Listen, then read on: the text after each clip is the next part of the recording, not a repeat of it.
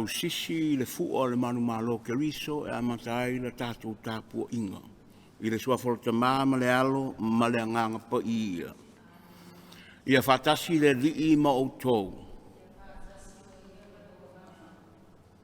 Fatalo fatu le pa ia o los.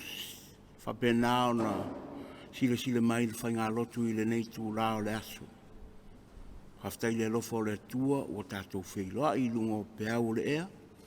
Ia vea ai la mātou e ka le sievei moso, whai masui, o tātou o tunuu. Ia tātou te moli atu le whaftai i le tua i lona lofa e le mawai.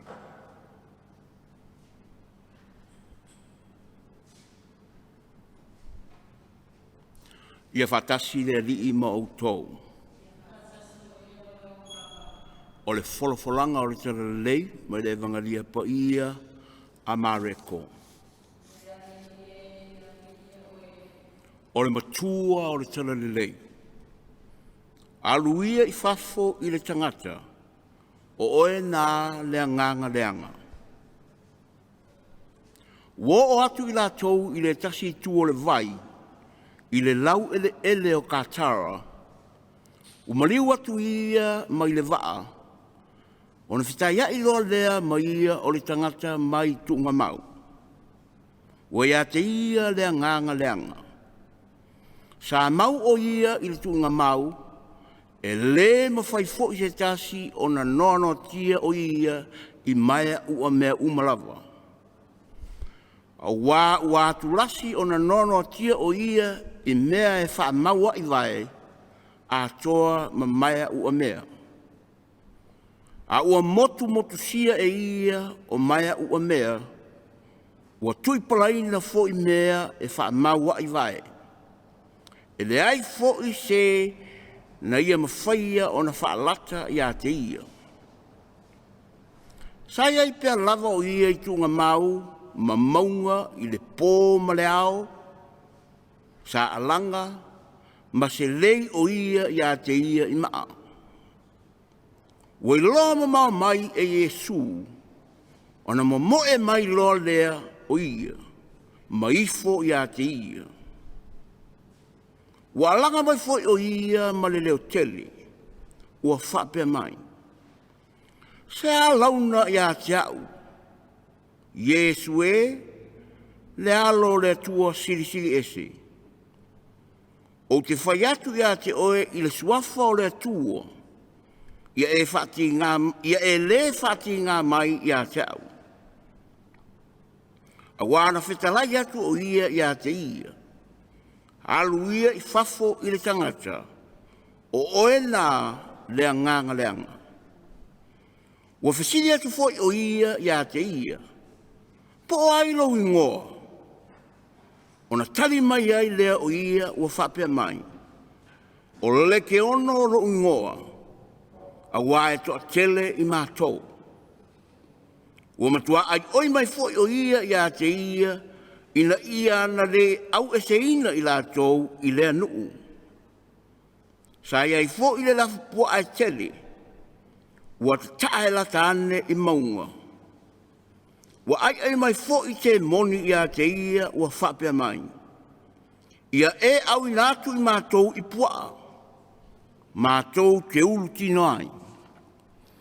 O na tu atu loa lea e Yesu i a te i la tau. Wo i whafua nganga leanga, o na lātou tino ai lea i pua. O na filosofi fo ai lea o le lafu i le tofe i le vai. Pe atoa le lua o afe i lātou, o na male lemo ai lea i le vai. O na sosola ai lea o e sa whangaina pua,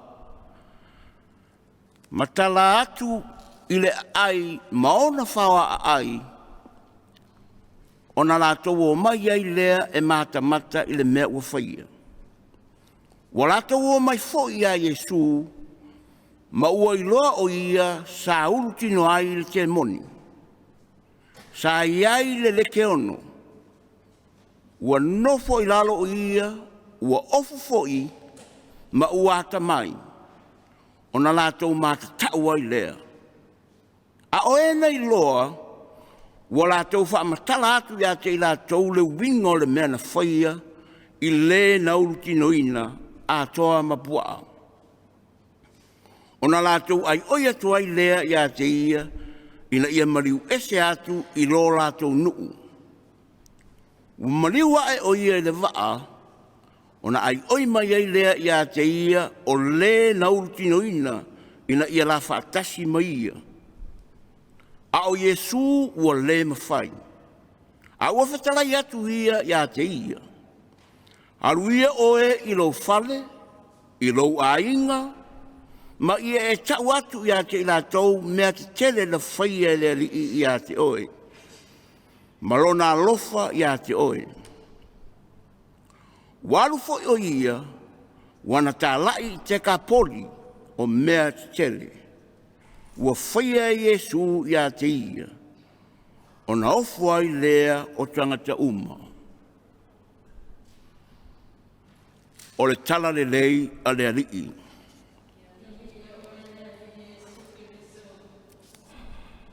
E vangaria I le asol nei.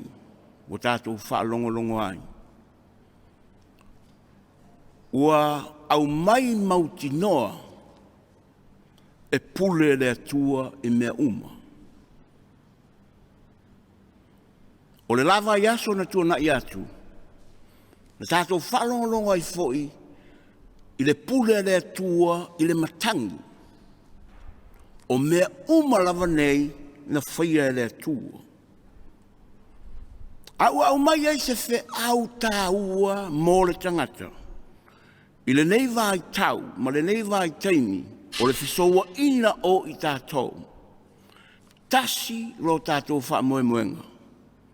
Ua nā o le atua.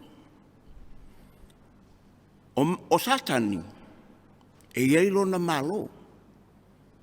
Ma e matau kia fo I le mana o satani la tau. A o tātou whalongolongo I a fionga pa ia le atua. E le tai tutusa. Ma le atua na whaia mea uma. Tātou te langona ai lo tātou nganga whangai tia. Ina ua le tu la fo ai tātou e le atua. O le mea fia whama mafa. Wo o ia satani e whai fo ilo na malo e toso tua I tangata. Ina ia whapena o nao ese mai le malo le tua. Na I foto ele I le tua. O se o onga. A whai o satani ua I foto ele I le tua. Wana I loa o le tua e siri siri ese. Whawhawhia tātou.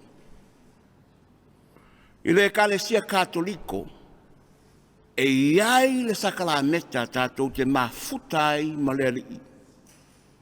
O le sakalameta o le eukaristia. Le sakalameta ua matua tātou wa aitino ai I le fiomoni o lo tātou o lii. Tino, toto, anganga I tua tua. A o tātou ifo. Le ekalesia. I le taulanga pa ia o le misa. E pa ia atoa le taulanga pa ia o le misa o le taulanga na o sia e le ri. E amata mai le teimi te tapena mai ai, mai lo fale e o le teimi, e fatino ai le sakalameta o le eukaristia.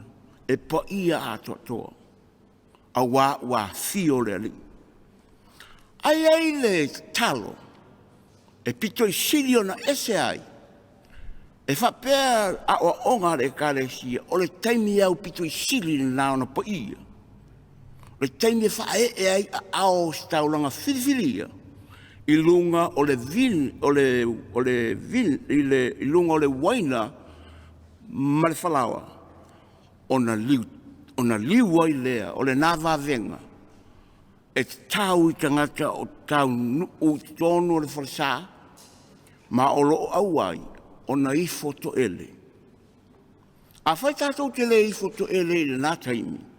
O le ale taimi tātou te ifo ai. O lona winga tātou te ifo pēa I o tātou langona. Tātou te ifo pēa I mea e le whetau. Tātou te ifo pēr I mea tātou te whamāwarungai. O le mea lea le nu ua o le tua ma le au whafonga. Ai mai se le Kalesia Katoliko. O le isi teimi po ia. O le teimi lea sia ne ai. O na tātou loa ai loa lea. O na o ia whaatasi mai ia na ia te ia. Ua mamoria Iesu I lona tamā. Le tauranga na ia whai.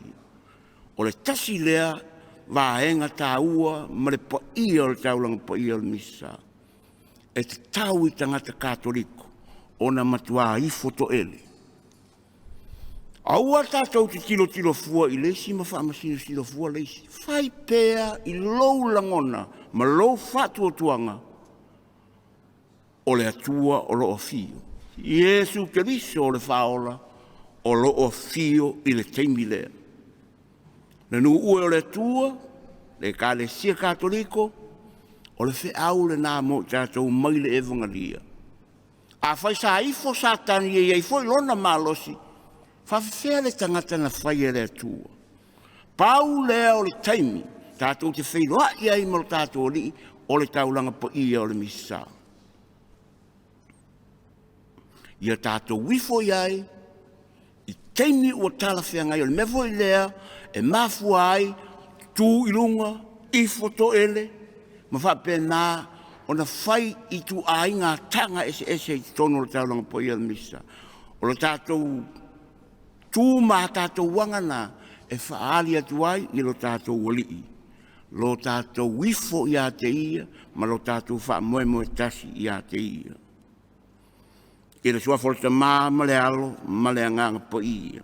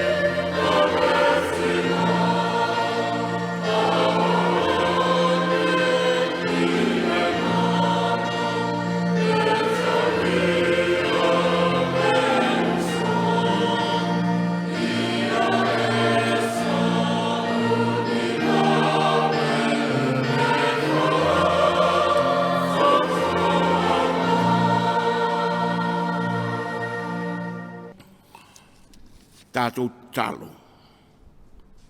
Le tua mamanae le tamae ona le mana uma. Na e whaia me uma a o le tangata o le whaatusa o lau fio. Fua I mai krasia I lo mātou o tunu. Fua I mai I lau e Kalesia. Ina ia la ngona tele I mātou o na ifo I lau fio.